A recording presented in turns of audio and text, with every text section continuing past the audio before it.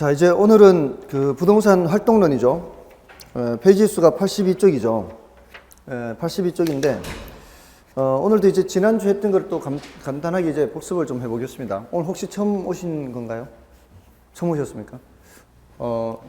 지난 그 주에 했던 거를 간단하게 복습을 하는데, 혹시 이제 처음 공부하십니까? 아니면 예전에 좀 처음이십니까? 처음이시면 좀 부담을 좀 갖지 마시고요. 그냥 어떤 걸 공부하는구나 이렇게 이제 적을 파악한다 뭐 이런 정도로만 하십시오. 내용을 그렇게 많이 알려고 하시기보다는 저런 내용들을 공부하는구나 좀 이렇게 가볍게 좀 들으시기 바랍니다. 늘 제가 이제 지난주에 공부했던 거를 복습을 좀 합니다. 근데 이제 지난주에 했던 거는 투자론의 투자 분석 기법 했죠. 투자 분석 기법이라는 거 했고요. 다음에 이제 금융론에서 금융론 저당 상환 방법이라는 거 공부했습니다. 저당 상환 방법하고요. 그다음에 저당 유동화하고 그리고 이 자금 조달 방법인데요. 자금 조달 방법 중에서도 리츠라는 거 있죠. 리츠. 그 중에서도 특히 리츠에 초점을 맞춰서 말씀을 드렸고요. 여기서는 저당 유동화의 개념이나 구조, 효과 이런 말씀을 드렸습니다. 저당 상환 방법에서는 고정금리, 변동금리 이런 내용을 했고요. 또 원리금균 등, 원금균 등, 체증식 상환 뭐 이런 것들 중에서 원리금균 등, 원금균 등 요거 위주로 말씀을 드렸죠. 요거 하고요. 그래서 이 저당 상환 방법에서는 요것들을 좀 자세히 말씀을 드린 편이고요. 저당 유동화나 이게 자금 조달 방법에 대해서 리츠에 대해서는 간단하게 그 개념 정도로만 말씀을 드렸습니다. 그 내용을 간단하게 이제 복습하려고 하는 거예요. 일단 투자 분석 기법은 우리가 이제 부동산에 투자를 하면은 이거를 투자를 하는 게 좋을란지 안 하는 게 좋을란지 의사결정을 하는 겁니다. 그래서 내가 투자한 돈에 비해서 수익이 크면은 당연히 투자를 해야 되겠죠.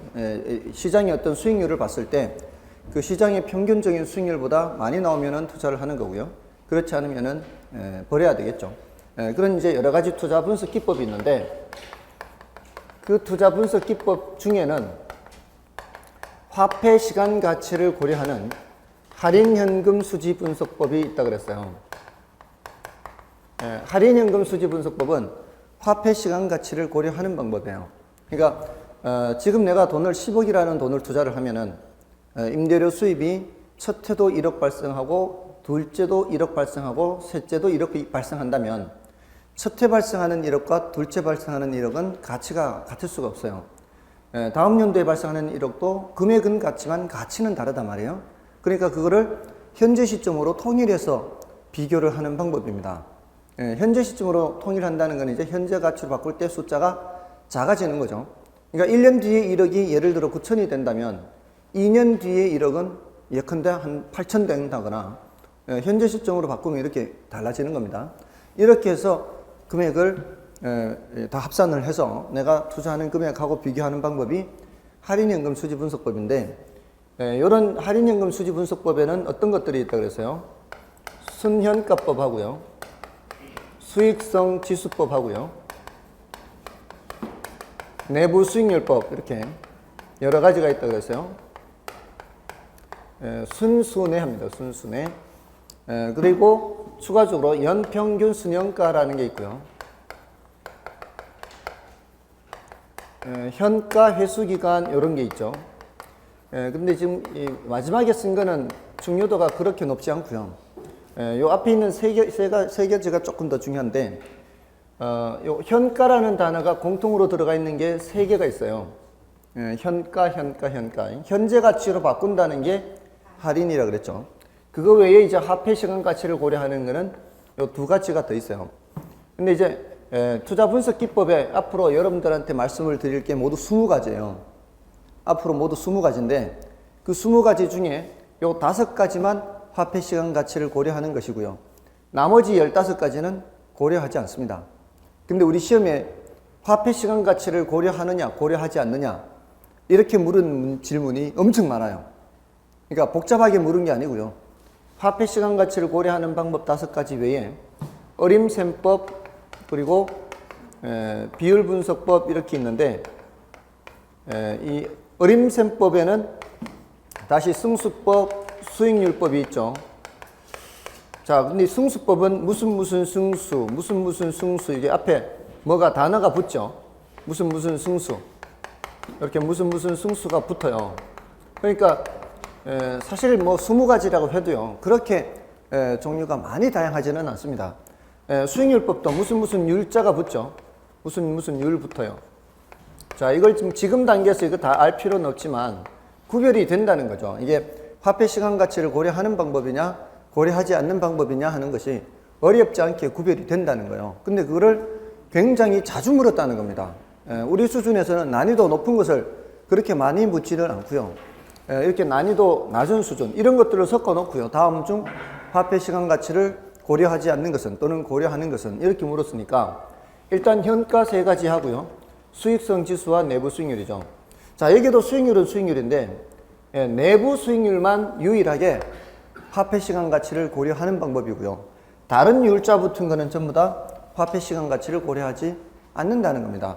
이 비율 분석법에도 비율 하는데 율자가 붙죠. 여기도 대부 비율이다 또는 부채 감당률이다. 부채 감당률 또 채무 불이행률. 자, 이렇게 율자가 붙죠. 자, 이렇게 율자가 붙는 것들은 좀 더 화폐 시간 가치를 고려하지 않습니다. 지금 여기 2개가 더 있고요. 여기 2개가 더 있어요. 지금 단계에서 말씀드리기가 좀 그렇지만 그래서 모두 지금 여기 8개 2개 있으면 10개죠. 여기 2개 있으면 5개죠. 그래서 모두 다 20개인데 그 중에 요 5가지만 화폐 시간 가치를 고려한다는 겁니다.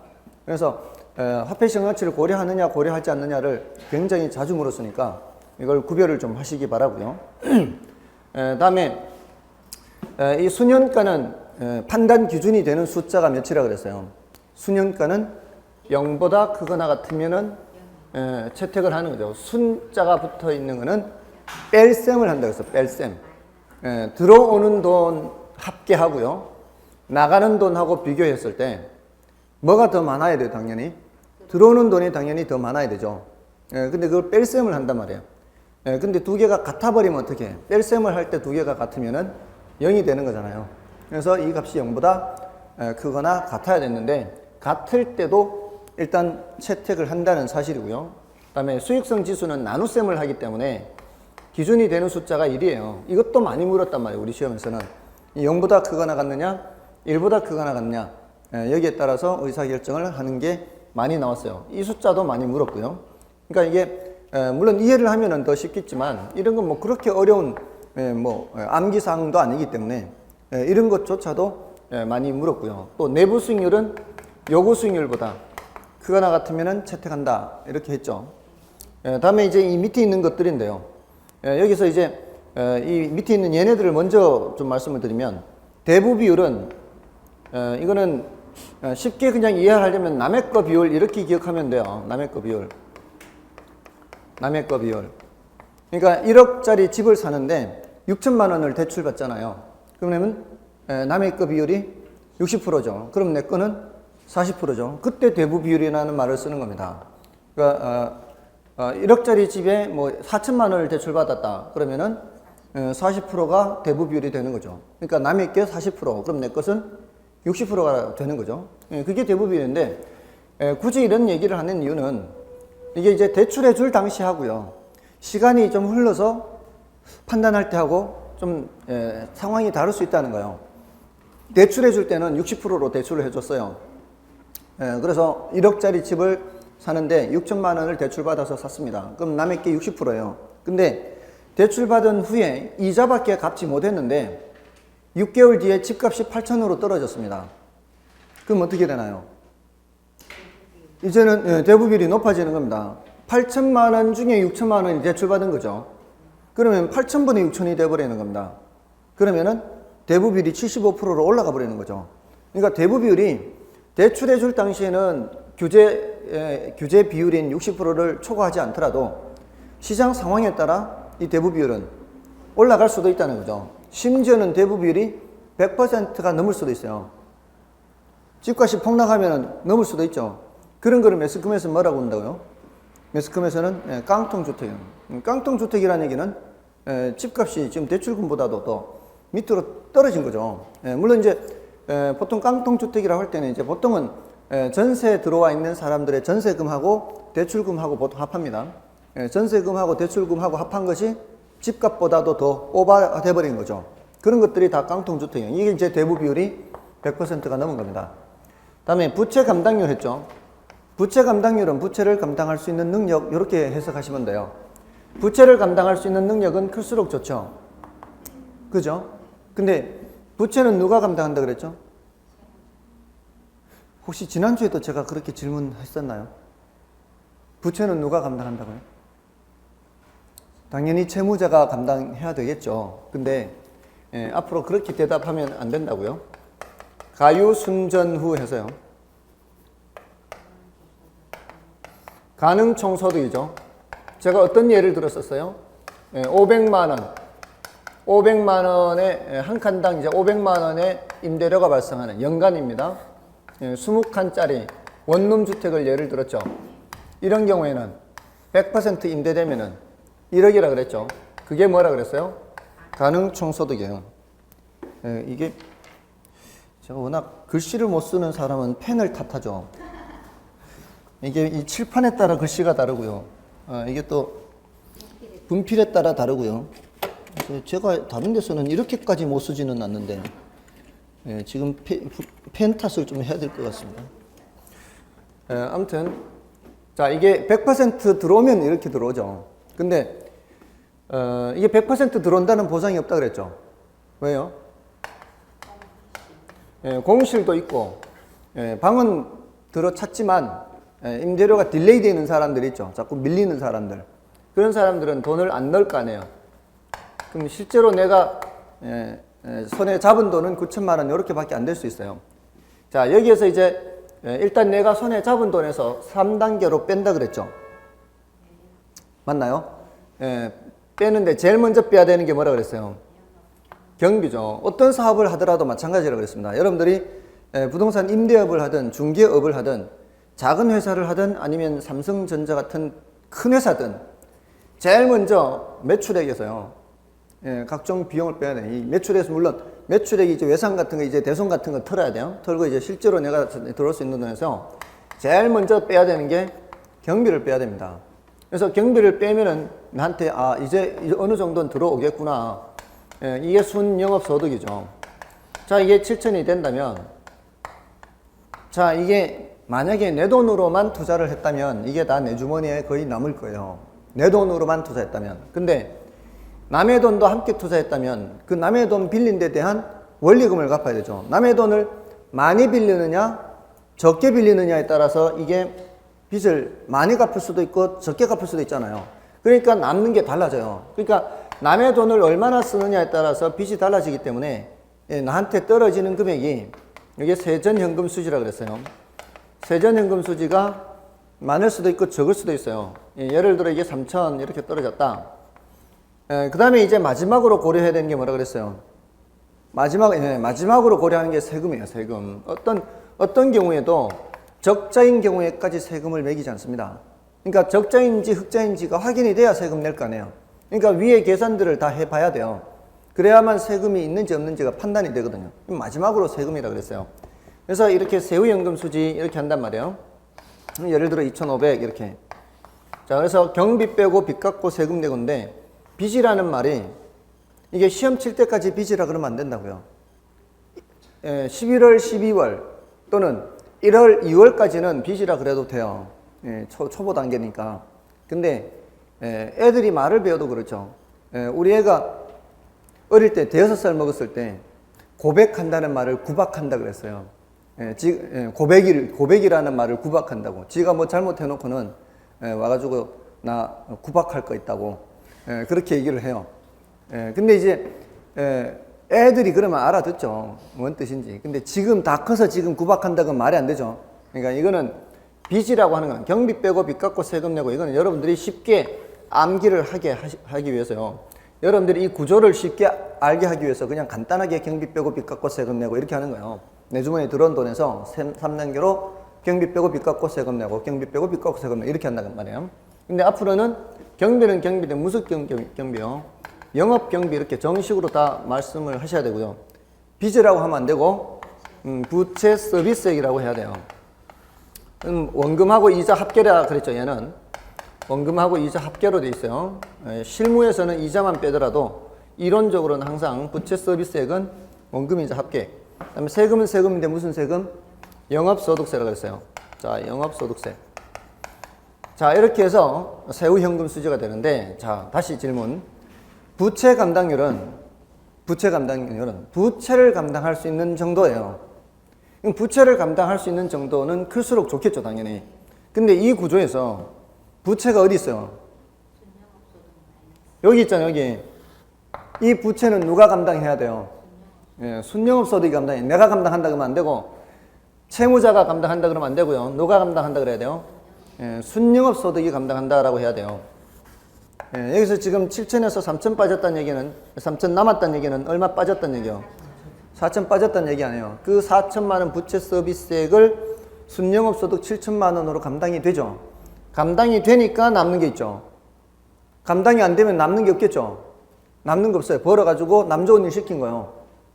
그러니까 이런 경우에는 이제 남는 게 없는 거죠. 그러니까 얘는 순소득이에요. 얘하고 뭐하고 짝짓기를 해야 돼요? 짝짓기 하는 게 부채 서비스액하고 짝짓기를 해서 예, 요 놈을 감당할 수 있는지를 봐야 되는 거예요. 그걸 보는 게 바로 부채 감당률이라는 거예요. 그러니까 분모 분자 얘네를 전부 다 분수꼴입니다. 분수 다 분수꼴인데 분수 다 분수꼴이에요. 다 분수꼴인데 처음부터 분모 분자 이렇게 생각하면 머리 아파요. 머리 아프기 때문에 어떻게 하라고요? 예, 부채 감당률은 누가 부채를 감당한다? 순영업소득이 부채를 감당한다. 이렇게 해놓고 얘네 둘이 짝을 짓게 하는 거야. 짝을 짓게. 분모 분자는 조금만 생각하면 돼요. 자, 두 개 숫자가 나와 있는데, 두 개가 나와 있는데 얘가 분모가 되는 방법과 얘가 분모가 되는 방법 둘밖에 없잖아요. 맞죠? 둘밖에 없는데 부채 감당률은 클수록 좋다고요? 작을수록 좋다고요?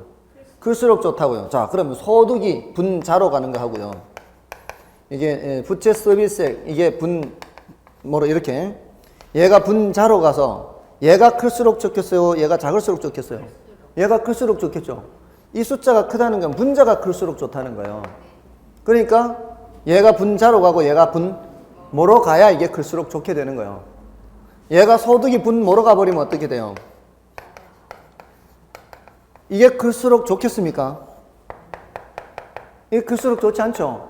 예, 그러니까 분모 분자는 나중에 생각해도 되니까 일단 짝짓기를 하셔요. 짝짓기. 순영업소득하고 부채 서비스 이렇게. 자, 그런데 다시 여기 보시면은 순영업소득하고 요 부채 서비스하고 짝짓기 하잖아요. 그러면 자, 유효총소득 9천만 원은 유효총소득 9천만 원은 얘만 감당하면 될까요? 얘도 감당을 해야 되죠. 얘는 지금 아직 경비를 빼기 전인 상태이기 때문에 이 9천만 원은 영업경비요 2천만 원 빠지고 있죠. 지금 영업경비와 부채 서비스를 다 감당해야 세전현금 수지가 남는 게 있는지 없는지를 알 수가 있어요. 그러니까 이 채무불이행률은 바로 그거 살펴보는 거예요. 그러니까 부채 감당률은 순영업소득하고 짝짓기 하는 거고요. 채무불이행률은 유효총소득하고 짝짓기 하는 겁니다. 뭐하고 짝짓기 해야 돼요?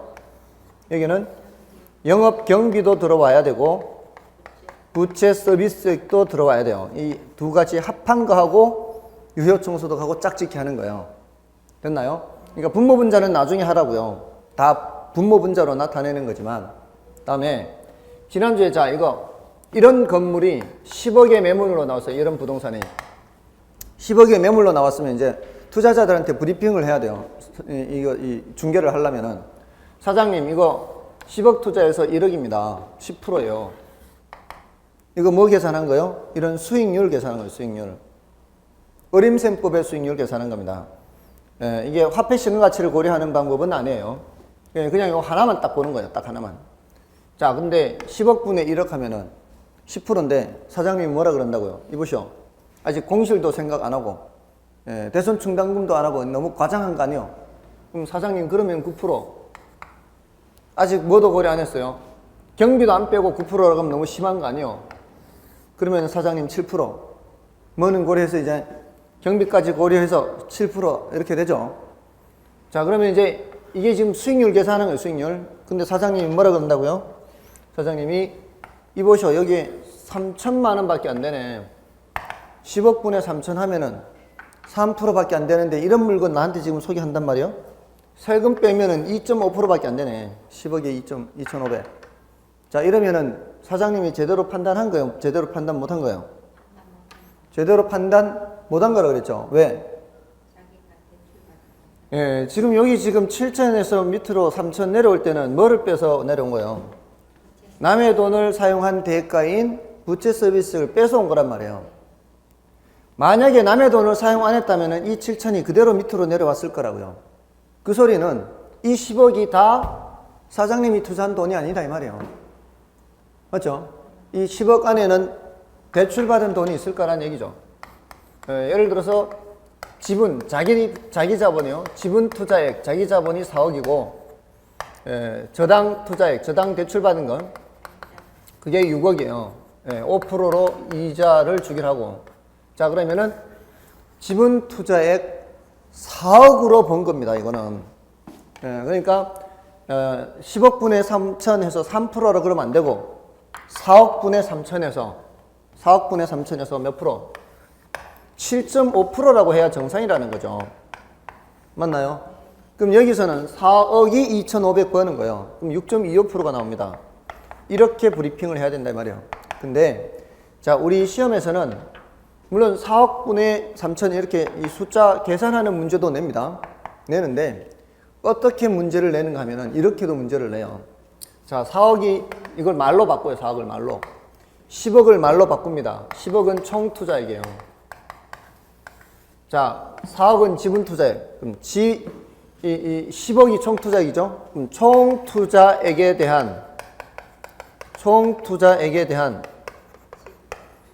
세전현금 수지 이런 말이 나오면 이렇게 등등등 이렇게 나온단 말이에요. 자, 이 말이 짝이 맞을까요? 안 맞을까요? 지금 이건 10억이고 이건 3천만 원이죠. 이게 10억이 총 투자액, 여기 세전현금이 3천만 원. 이런 말이 나오면 짝이 맞아요, 안 맞아요? 짝이 안 맞다고 이게. 이렇게 틀린 지문을 낸다고요. 짝이 안 맞다고, 짝이. 이건 이렇게 나오면 뒤에 걸 읽어볼 필요도 없어요. 뒤에 말 읽어볼 필요도 없이 이게 틀린 거예요. 총 투자액 할 때는 세후 현금 수지가 나와도 이게 짝이 맞아요, 안 맞아요? 이것도 짝이 안 맞는 거예요. 여기는 세전 현금 수지 또는 세후 현금 수지가 나올 때는 무슨 투자액이 나와야 돼요? 지분 투자액이 나와야 된다고요. 이렇게 묻는데 이렇게. 그러니까 이런 정도의 문제는 어려운 문제가 아니에요.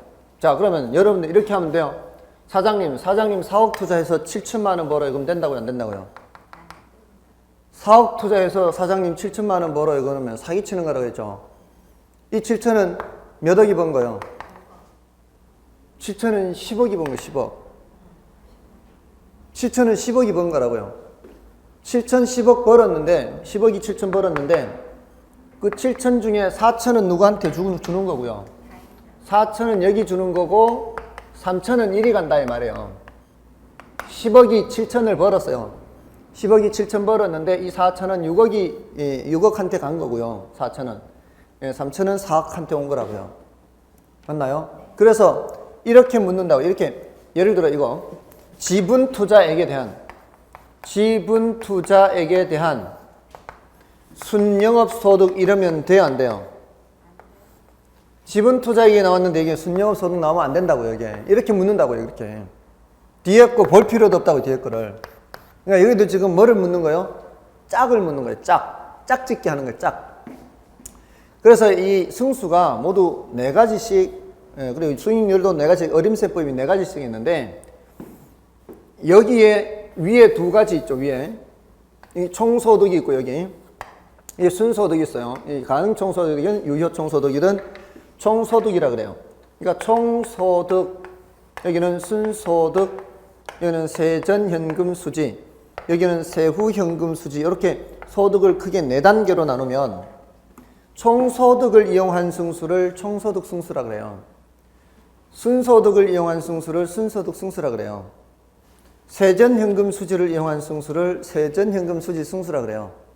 자, 이 승수라는 거는 소득 뒤에다가 뭐만 붙이면 돼요. 예, 승수라는 말만 붙이면 돼요. 그게 어려운 게 아니에요. 이걸 외워야 되는 거예요. 이것만 외우면은 이거는 아무것도 아니에요.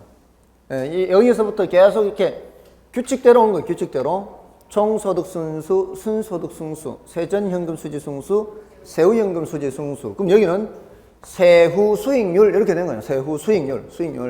그럼 여기는 세전 수익률 이렇게 되는 거예요. 규칙 따라오면 되죠. 근데 문제는 이제 여기서부터요. 이 세전 수익률이라는 말을 써요. 세전 수익률이라는 말을 쓰는데 세전 수익률이라는 말보다는 지분 배당률이라는 말을 더 많이 쓴다는 거예요. 그래서 그 용어를 따로 기억해야 되는 거예요. 거기서 이제 그게 공부란 말이에요. 지분 배당률 이렇게.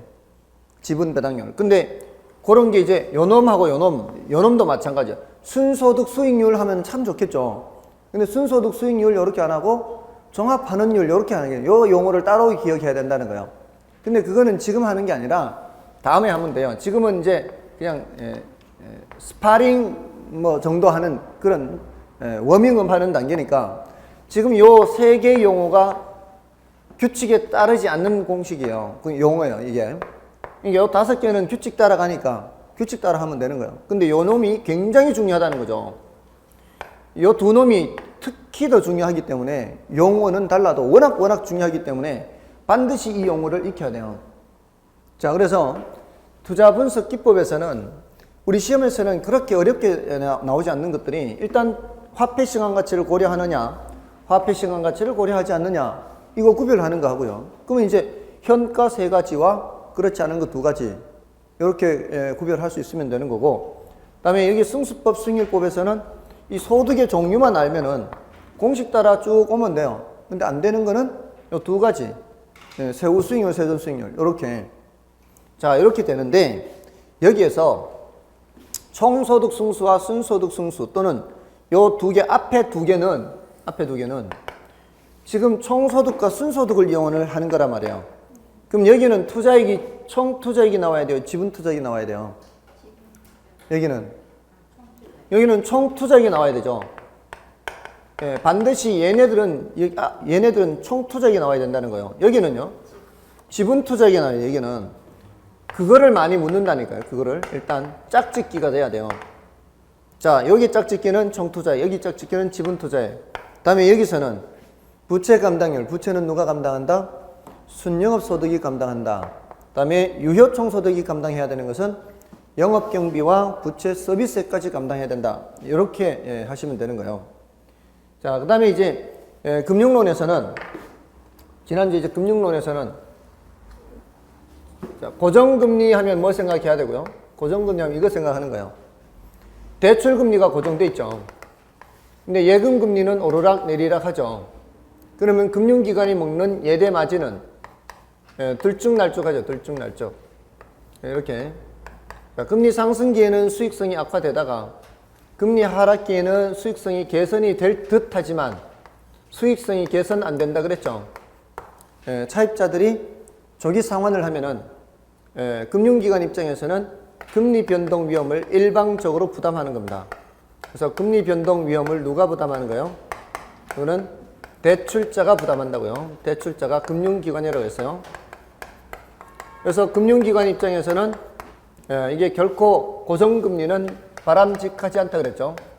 그래서 어떻게 하라 그랬어요? 변동금리로 대출한다 그랬죠. 변동금리는 예금금리가 오르락 내리락 하면 대출금리도 오르락 내리락 이렇게 일정한 마진을 먹을 수 있게끔 이렇게 일정한 마진을 먹을 수 있습니다. 금융기관이. 일정한 마진을 먹는 것이 금융기관 입장에서는 100번 낫다 그랬죠.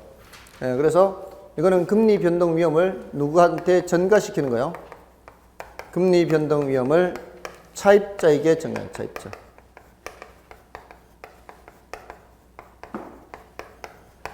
자, 이게 고정금리 변동금리였고요.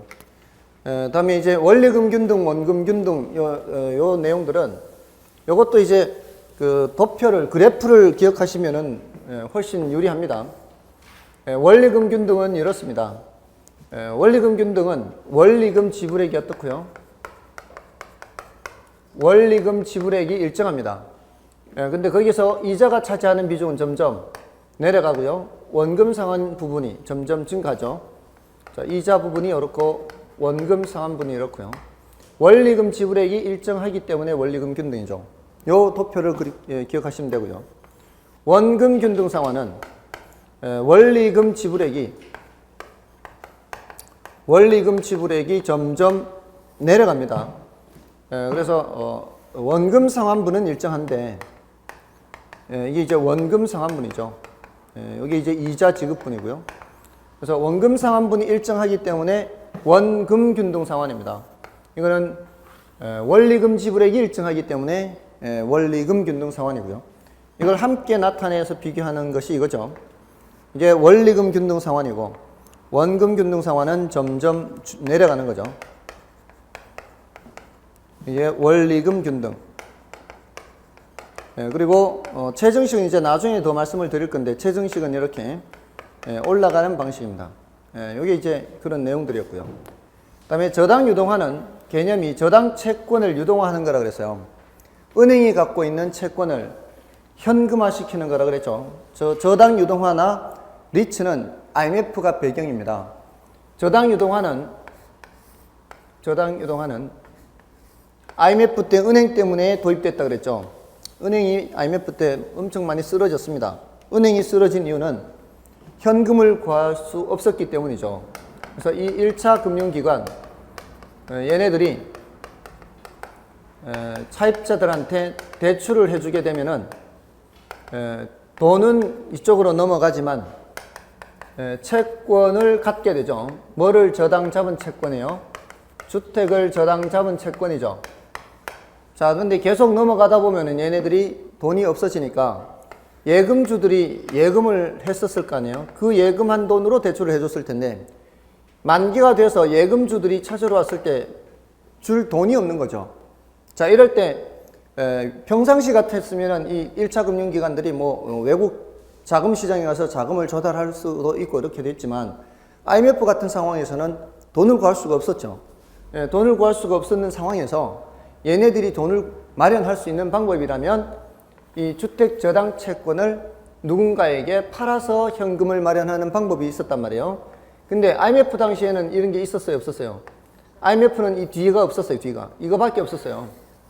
그래서 IMF 이후에 혹시라도 앞으로 이런 일이 생기면 이런 1차 금융기관들이 갖고 있는 채권을 사줘서 다시 현금을 마련하기 쉽게 채권을 양도하면은 얘네들이 현금을 마련해서 다시 대출해 주거나 예금주들한테 상환을 하거나 이렇게 하는 것을 IMF 때 만든 거죠. IMF 이후에.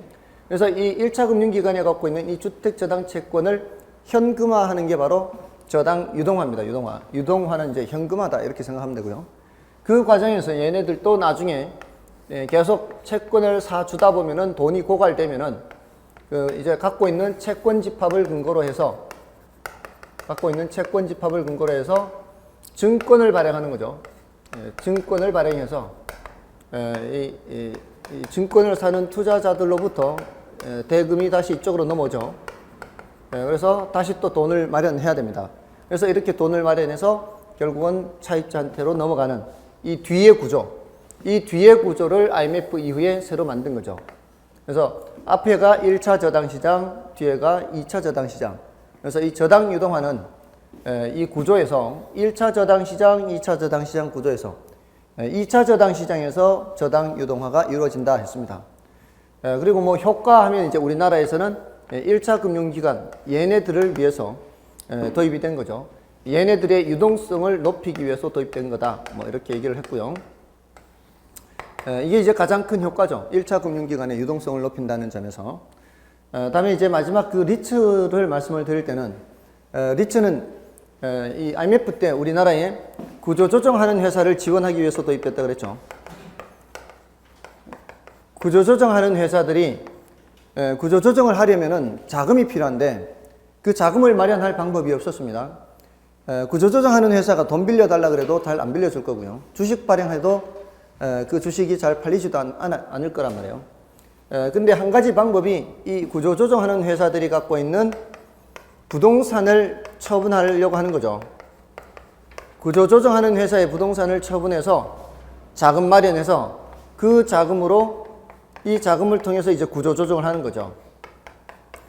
구조조정한다는 건 결국 이제 사람 자르고 퇴직금 주고 해야 되는데, 자, 근데 이제 문제는 이 부동산이 기업이 갖고 있는 업무용 부동산이 한두 푼 하는 게 아니라는 얘기죠. 수백억이에요, 수백억. 그런 부동산이 많아요. 근데 그런 수백억을 살 수 있는 큰 손이 별로 없다는 거죠. 그래서 돈은 얼마 갖고 있지 않는 일반 투자자들로부터 수백만 원, 수십만 원, 수천만 원 이런 투자자들로부터 자금을 모은다 그랬죠. 그렇게 자금을 모은다 이렇게 표현을 해도 되고요. 돈은 얼마 되지 않는 많은 투자자들이 돈을 모아서 회사를 하나 차린다 그랬죠. 회사를 하나 차려서 그 회사를 차리면 돈이 많아지니까 그 회사 이름으로 부동산을 사는 거죠. 그래서 구조조정하는 회사 입장에서는 좀 싼 값으로 부동산을 팔아도 빨리 구조조정을 할 수가 있어서 괜찮고요. 또 사는 사람들 있잖아요. 사는 사람들이 바로 누구예요? 사는 사람들이 바로 부동산 투자 회사를 통해서 사는 거죠. 이 부동산 투자 회사가 바로 리츠죠, 리츠. 그러니까 사람들은 직접 사는 게 아니라 부동산 투자 회사의 주식을 사는 거고요. 그 부동산 투자 회사는 그렇게 해서 모인 자금으로 이 구조조정하는 회사의 부동산을 매입을 한다 그랬죠. 그래서 누이 좋고 매부 좋다 그랬어요. 구조조정하는 회사의 입장에서는 빨리 구조조정을 할 수 있고, 이 부동산을 매입한 이 부동산 투자 회사, 결국은 여기 부동산 투자 회사의 주주들이죠. 주주 입장에서는 싼 값의 부동산을 매입한 후에 다시 그 회사에 세 놓는다 그랬죠. 그러니까 그 구조조정하는 회사 입장에서는 이거를 매후 환대차를 써요. 매후 환대차. 구조조정하는 회사는 그 부동산을 팔고 다시 새 들어 사는 겁니다. 새. 왜냐하면 그 부동산에서 계속 업무를 해야 되니까. 그래서 계약서를 2장 쓴다고요. 매매 계약서하고 임대차 계약서 이렇게 해서 그 구조조정하는 회사 입장에서는 전혀 이사 갈 필요도 없고요. 그 자리에서 그냥 계속 일을 하면 되는 거죠. 그렇게 해서 사는 사람들 입장에서는 부동산 투자 회사를 통해서 사는 사람 입장에서는 임대료 수입을 나눠 가질 수가 있고요. 나중에 회사가 정상화됐을 때 부동산 가격이 올라가게 되면은 그 부동산을 또 그 기업에서 살 가능성이 많습니다. 그러면은 나중에 올라간 가격으로 또 시세 차익도 얻을 수 있고요. 그래서 누이 좋고 매부 좋은 그런 제도였죠. 그래서 IMF 때 이런 회사를 쉽게 설립할 수 있도록 부동산 투자 회사 법을 만드는 거죠. 만들어서 그 당시에는 한 50% 이상이 거의 대부분이 이제 이 구조조정하는 회사의 부동산을 매입하기 위한 부동산 투자 회사였습니다. 지금은 이제 이제 구조조정 목적의 부동산을 매입하는 회사가 한 4분의 1로 줄었어요. 전체 부동산 투자 회사 중에서. 근데 옛날에는 이게 압도적으로 많았습니다. 그리고 세금 혜택이라든가 설립 혜택이라든가 여러 가지 측면에서 혜택을 많이 주는 편입니다.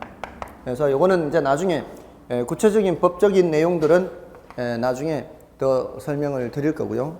지난주에도 뭐 간단하게 말씀을 드렸지만 지금 단계에서는 리츠가 뭐구나, 리츠가 부동산에 투자하는 회사구나 이렇게만 생각을 하셔도 충분하고요. 그게 이제 배경이 IMF 때 구조조정하는 구조조정하는 회사의 부동산을 매입해 주기 위해서 이게 도입이 됐구나. 이런 정도로 기억하시면 되겠습니다. 자, 이제 진도를 나간다면은 이제 82쪽부터인데, 시간을 미리 좀 쉬고 진도를 나가도록 하겠습니다.